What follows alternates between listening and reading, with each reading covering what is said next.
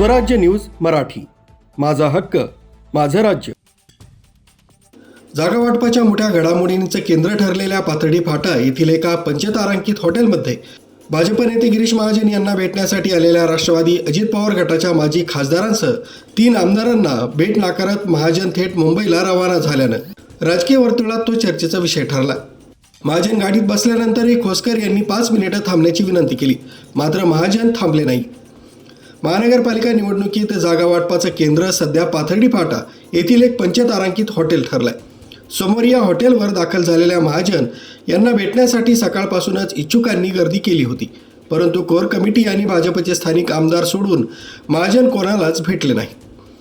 भाजप आमदार देवेनी फरांदे, सीमा हिरे, ॲडव्होकेट राहुल डिकले, शहराध्यक्ष सुनील केदार, माजी आमदार बाळासाहेब सानप, सुधाकर बडगुजर, गणेश गीते आदींनी महाजन यांची भेट घेतली.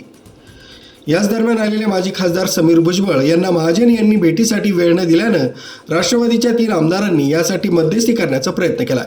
आमदार हिरामन खोसकर, नरहरी झिरवाळ आणि नितीन पवार यांनीच आता महानगरपालिकेच्या जागा वाटपासाठी मध्यस्थी करावी अशी गळ तिघांना घालण्यात आली आहे. परंतु त्यांना भेटीची वेळ न देताच महाजन रवाना होण्यासाठी निघाले. त्यामुळे गेटवरच थांबून 3 आमदारांनी महाजन यांची भेट घेण्याचा प्रयत्न केला, मात्र महाजन वाहनात जाऊन बसल्यानं एकच चर्चा रंगली. न्यूज ब्युरो, स्वराज्य न्यूज मराठी, नाशिक.